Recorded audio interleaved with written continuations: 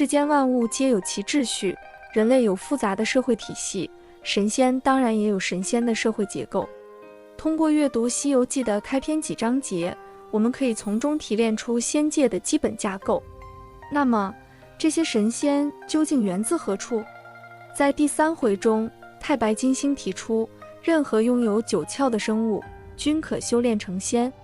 9窍指的是2个眼睛、2个鼻孔、2个耳朵、1张嘴及前、后阴，共计9窍。换言之，神仙是由人类或动物历经修炼而成就的。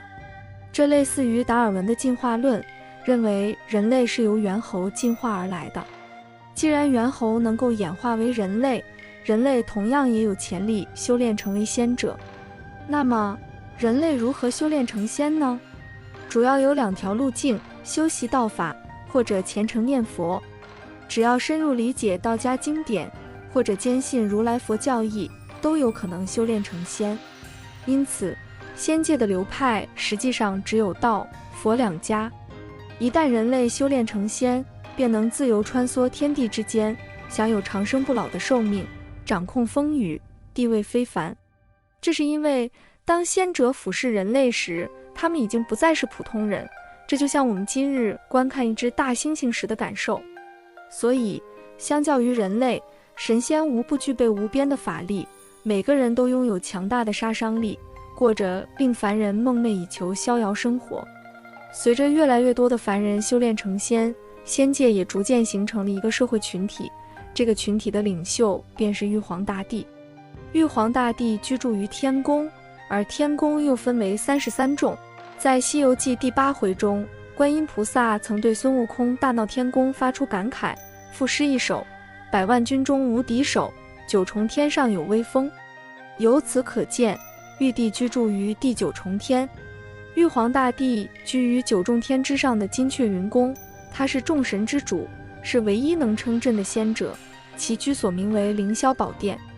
因此，凌霄宝殿便是仙界的朝廷。朝廷中的文武百官都是仙界的高级管理者，地位尊贵，而那些位阶较低的兵天将，实际上都是凡人修炼成仙后晋升而来的。玉皇大帝管理着天上、地上、地下的3界之中所有的神仙。苍穹之巅，在浩瀚的苍穹中居住着无数的仙人，而在这片神圣领域中，最为尊贵的便是3清：元始天尊、灵宝天尊以及道德天尊。这位道德天尊即是太上老君，被尊称为道祖，是修道者心中的始祖。因此，几乎所有的道教仙人都能追溯到他这一脉。太上老君居于天宇之巅，33天的最高层，名为离恨天。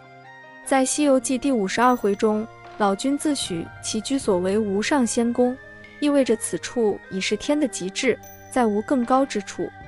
老君的居所名为兜率宫，其中有一座八卦炉，既能炼丹制药，也能铸造神兵利器。太上老君在仙界的地位无可置疑，他不仅是仙人们的导师，而且当其降临天庭时，玉皇大帝都会亲自迎接，由此可见其在仙界的重要性。大地之脉，大地之上仅有1层，远不及苍穹的33层。天界被称为上界，而大地则被称为下界，无疑是所有界域中的底层。地上的仙人主要分布在区域：广袤的陆地；2陆地之外的辽阔海洋；3海洋深处的孤岛。这些地方都是仙人踪迹常见之处。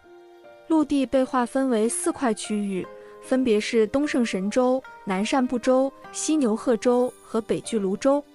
每个州、海、岛都有各自的大小神仙。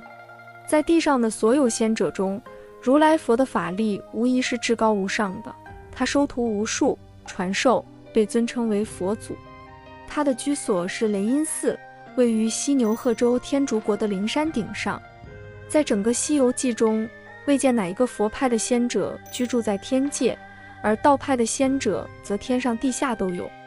因此，如来佛并非地上所有神仙的领袖，他只是所有佛派仙者或和尚的领袖。幽冥之界，大地之下是幽冥界，也就是人们常说的阴曹地府。在这里，地藏王菩萨是至高无上的存在，其下是十殿阎王，在下则是判官。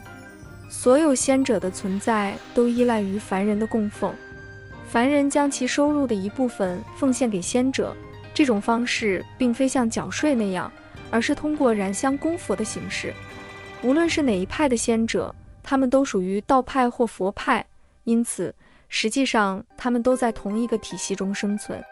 既然两大派别共享同一个体系，那么就难免会出现资源的争夺，于是佛道之间的竞争故事便随之展开。以上就是今天的内容，喜欢请订阅、点赞、转发，感谢观看，我们下期见。